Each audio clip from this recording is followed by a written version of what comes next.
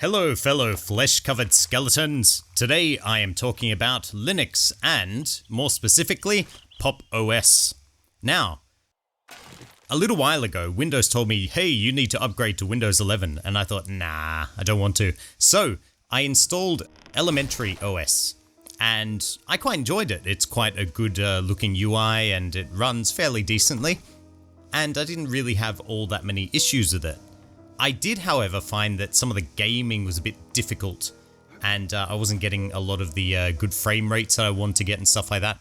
Now, all the footage you can see in the background here is what I've captured recently on PopOS. Now, let me tell you, recently, Elementary OS kind of lost all of their main developers, which is what kind of prompted me to decide to change to another Linux OS.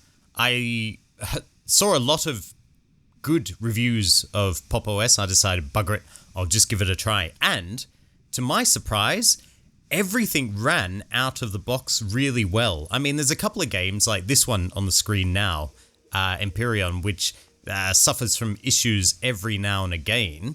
But a lot of other games I've played have just run really, really well, including a game that I never expected to run well because it ran badly on Windows and it ran badly on Elementary OS, which is Teardown. That's the one. It's called Teardown. And yeah, I have been pleasantly surprised. It has been a wild ride. So yeah, I'm very happy with PopOS, and most things just run right out of the box, which was, to me, stunning. So yeah, as you can see in the background here, don't mind the pixelation. That's not to do with PopOS. That's to do with the fact that I stuffed up the capture settings because I'm a doofus. But as you can see, it runs fairly well, and these are all running under Proton. So this here is Stalker. I found that when I was playing Stalker in Elementary OS, it would be a bit stuttery. It didn't really look good, and when I tried to capture it, yeah, it wasn't so great.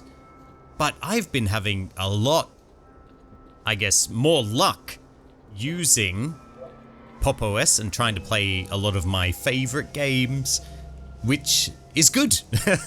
It means that I can just stick with Linux and not have to worry about running Windows at all, which is good.